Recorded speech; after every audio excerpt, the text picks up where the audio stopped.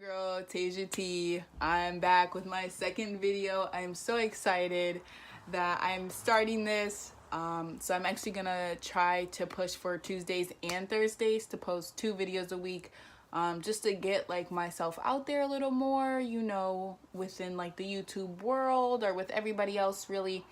So this video is going to be about my worst date ever. It was so horrible. I cannot even, like, you guys are gonna be like, are you serious at the end of this movie? Like, every girl, every guy has gone through just an horrible date in their life if you're someone who just goes on dates, So let's get this started. My worst date ever, you guys. I was 18. I was freshman in college, coming home from a holiday, and there was this guy back home who has always been on me, has always wanted to date me, always wanted to talk to me. Me and this guy had an English class together, and we actually did a project together, and we did some homework together, and the teacher sent us out in the hall to work on our homework, whatever, to spread students around the class. And he gave me a speech about how he wanted to have sex, how he wanted to be with me, all this stuff about women and all this about me. And like, I was just like, oh my gosh, dude, like, can I just do my homework? Like, can I just sit here in school, like, not be uncomfortable? Can I just do this? Like, I don't even know if we got our homework done, because he was literally talking to me the whole time about everything about me and how he wanted to be with me and all this stuff. This dude, I would say, was a little bit obsessed with me. Like, this man has deleted accounts. I've blocked his accounts on Facebook and Twitter, and he's made new accounts to message me. He's become friends with my brother to try to talk to me.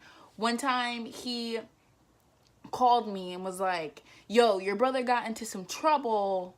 And I was like, all right, I'm about to call my mom. Thanks for letting me know. And he was like, oh, you don't want to talk to me? You don't want to ask how I'm doing? No, I don't want to talk to you, sir. I don't want to talk to you. I don't really like you. I'm sorry. I'm not sorry. Like, I don't want to see how you're doing. I'm worried about my brother, what's going on with him. I'm not worried about you. So don't try to continue a conversation and make me feel like I'm a bad person, because I'm not. Because I don't like you. So, being a nice female, all of us females have had our nice moments. We have had our nice moments, and you guys say that females are so rude. You want to know why we're rude? Because when we give you our nice moments, you like to just get to running. You just get to running with it. And I just, what? You better bring that right back here. Come back. Right here. So I had a nice moment. I was a nice female. This guy has messaged me multiple times about taking me out to eat, doing this, and this. So I was like, you know what? You can take me out to eat. That is, you know what? I will give you that. I will give you a gift. Here is my niceness. Which probably isn't a word, and most of you are probably going to say that in the comments. But that's fine. So, strike one. He was late. I am a punctual person. If it comes to a date, if it comes to going to a theater, if it comes to going to a movies, going out to eat, well, that really is a date, but anything like family oriented, if I have an event, I like to be on time. Unless it's like a party, then I can just be like 5 minutes fashionably late. But anything else, I like to be on time. He was late. This man was late. Okay,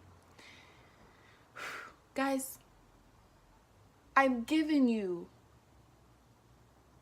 given him the chance to make himself seem into something more, and you ruined it by being late. What?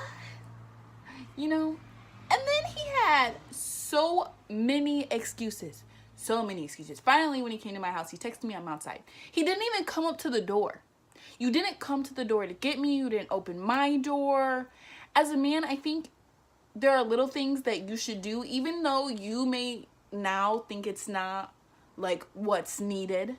A lot of women crave that. They want to see the difference in men.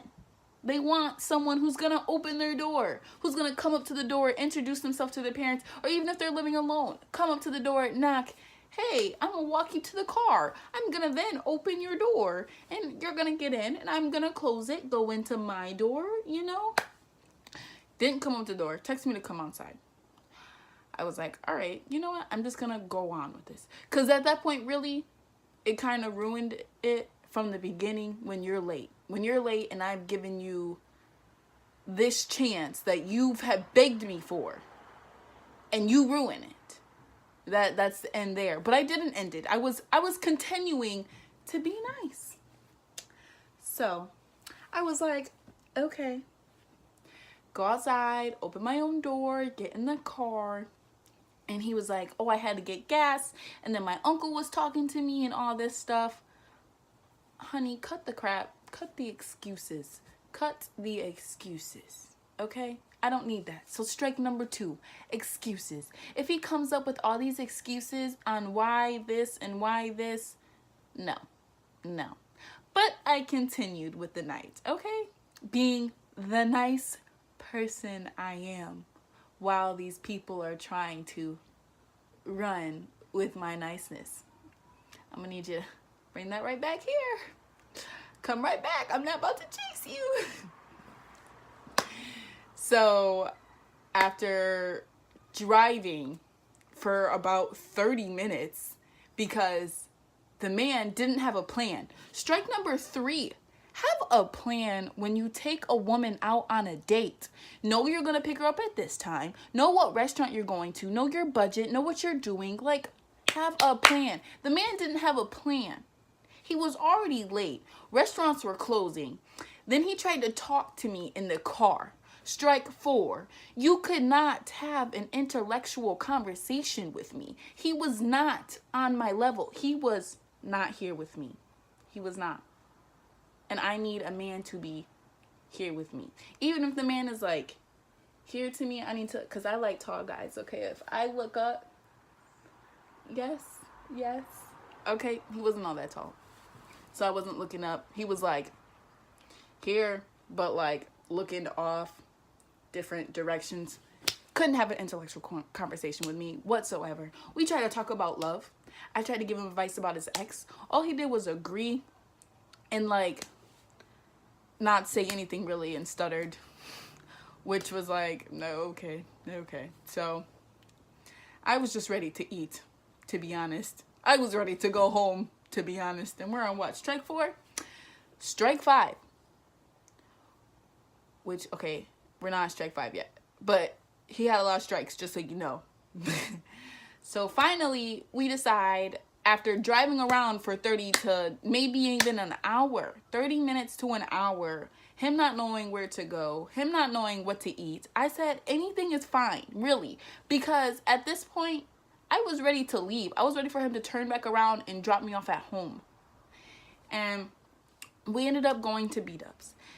Buffalo Wild Wings, for those who don't know what B-Dubs stand for. I'm from Wisconsin, so we call it B-Dubs. That was somewhere we always went. B-Dubs, I love you, okay? You're a great establishment. You have great wings, great food. But the B-Dubs we went to, they need some redemption. They need redemption from me because it was just horrible. And finally, we decided to take a place. It was an hour before it was closing. An hour. Now, if you're a server or you work at a fast food restaurant and you're about to close in an hour, you have already kind of started prepping your cleaning. You've kind of started clearing off things because you want to get out of there on time. And as a server myself, I know that you don't always be able to get out of your job on time because servers, you know, there are people who stay longer. And if you have that table that stay longer, you're already irked. So we get to this place an hour to maybe 45 minutes before it closes. They have chairs up on the bars. Like, the bar was closed down. They were ready to go. And I already can sense the grudgeness. Like, why are you here? Why are there customers? Why do you need to eat this late at night? We go into Buffalo Wild Wings and he's not saying anything. And she's like, is it you too? And of course, I like to take charge just a little bit. But also, he was not saying anything. He didn't open my door or nothing to let me inside the building. So I was like, yes, it's just us two. We would like a booth. As a server, if someone says we want a booth, that gives me extra work. I know they were irritated. They were about to get ready to close, get ready to go home. And here we are walking in at who knows what time of night and trying to go on a date. Once we sit down at the booth, I know it's wrong if you're on a date to look at your phone. It is rude. It's very rude. Give me your attention. Give me your affection. I didn't want him to touch me. I barely even wanted him to talk to me. So really, it wasn't a big deal, but at the same time, it's rude. So he started looking at his phone. So I'm going to look at my phone. If you're distracted, I'm going to be distracted. We looked at the menus, of course, and we ordered. And one thing I like about myself is that I don't want a man to overspend on me. I'm definitely very self-dependent, and I don't need someone to like be like, oh, here babe, here's this material and here's this money and here's this and this and this. And I'm just like, I don't need it. I don't need it. Okay. So I didn't know his budget. I didn't know what we were doing. And so I ordered water because not only is water healthy, but it's free. Water is free. So I ordered water, and I think he might have ordered a water. I was unsure, but the waitress asked us if we were ready to order. My thing is, I always let the man go first. I let him order first because usually men know what they want right away, and instead of waiting for a woman asking all these questions and stuff, I'd rather you go first. A lot of servers, they're told and taught to put their attention into the women first, so it's not like a competition, or the woman's like, why are you paying attention to my man? Huh? Why do you need to talk to my man? Huh? I'm like, relax.